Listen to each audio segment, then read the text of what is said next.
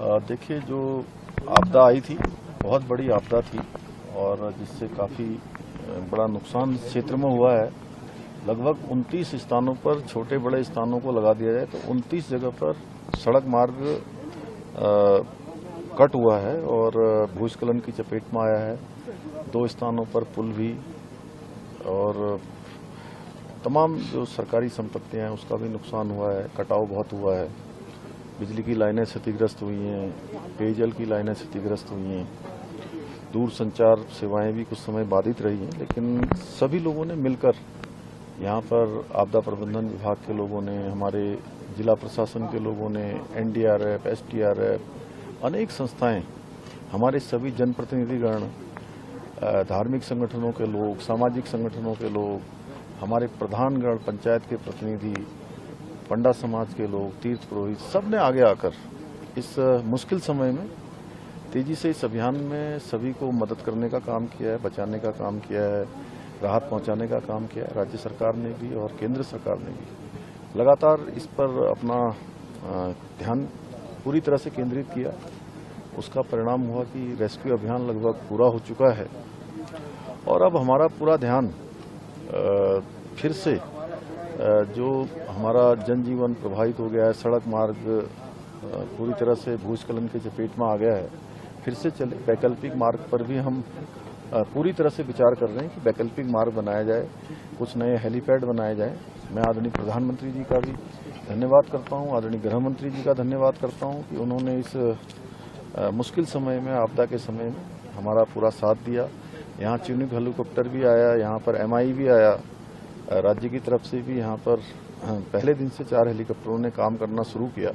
उसके कारण से सभी को हम निकाल पाए हैं और अब जल्दी से जल्दी फिर से यात्रा प्रारंभ हो, इसके लिए हम सारे प्रयास कर रहे हैं। सारे विभागों के सभी अधिकारीगण यहाँ पर हैं और मैं आज स्वयं भी हूँ। माननीय मंत्री जी यहाँ के प्रभारी हैं श्री सौरभ जी, और हमारे विधायक जी, जिले के हमारी पार्टी के लोग, सारे लोग, जिलाध्यक्ष जी समेत सभी प्रतिनिधिगण इस काम में हम सब लोग एकजुट होकर। और मैं तो सभी से कहूँगा कि ये चूँकि ऐसा समय है, सारे लोगों को आगे आकर इस आपदा के समय में केवल आपदा से फिर से हम सामान्य जीवन की तरफ जाएं, उसके लिए अपना सभी को योगदान देना चाहिए। और कल से केदारनाथ जी की जो हेली सेवा से दर्शन है वो प्रारंभ हो जाएंगे और हम जो भी हेली सेवा से दर्शन करने वाले तीर्थयात्री होंगे, श्रद्धालु होंगे, उनको 25% हेली टिकटों में भी जो है हम छूट देंगे। उसकी प्रतिपूर्ति राज्य सरकार की तरफ से की जाएगी। सरकार की आपदा में भी उसका इस्तेमाल किया गया था, तो क्या उस ट्रैक को भी डेवलप करने की कोई पहल की जाएगी सरकार की ओर से? उस मार्ग के बारे में आज अभी हमारी बैठक में पूरी तरह से चर्चा हुई है। चौमासी से लेकर जो भैरव मंदिर तक जाता है, उस मार्ग को डेवलप करने पर। और भी मैंने कहा है कि जो भी वैकल्पिक मार्ग हो सकते हैं, क्योंकि हर वर्ष हमको इस प्रकार की आपदाओं का सामना करना पड़ता है, हर वर्ष भूस्खलन का सामना करना पड़ता है, तो वैकल्पिक मार्गों पर हम पूरी तरह से जो है उस पर सारे विकल्पों पर विचार कर रहे हैं। सर, डिजास्टर मैनेजमेंट को लेकर के किस तरह से व्यवस्थाएं रहेंगी? क्या IRCTC से बुकिंग होगी? ऑफलाइन आप व्यवस्था रखेंगे? फ्रीक्वेंसी क्या है? देखिए, उसकी हम व्यवस्था बनाएंगे कि सारे श्रद्धालु लोगों को जो है आसानी से टिकट भी मिल जाए। और जो हमने कहा है कि राज्य सरकार उसके लिए काम करेगी, तो वो काम भी हम करेंगे पूरी तरह से। कैजुअलिटी कितनी है? देखिए, कैजुअलिटी का चूंकि अभी एकदम से कुछ लोग 4-5 लोगों का ऐसा मिसिंग का भी आया है। अभी उनके फोन बज रहे हैं, कुछ लोगों की जो है लोकेशन निकाली जाएगी, उसके बाद ही सर, सिलक्यारा में हमने आपको कैंप करते हुए देखा, वहाँ रहते हुए देखा है, और यात्रा का मतलब 20 लाख से अधिक लोगों की रोजी रोटी का सवाल है। क्या सोनप्रयाग में भी अधिकारी कैंप करके रहेंगे जब तक रास्ता सूचना हो?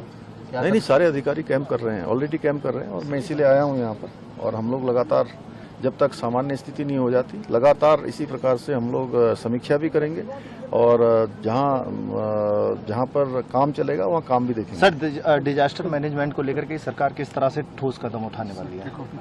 नहीं, डिजास्टर मैनेजमेंट को लेकर हम लोग पहले से ही हमारी पूरी डिजास्टर मैनेजमेंट की टीम देहरादून से भी जो है पूरी आपदा की हर होने वाली जो स्थिति है उस पर नज़र रखती है।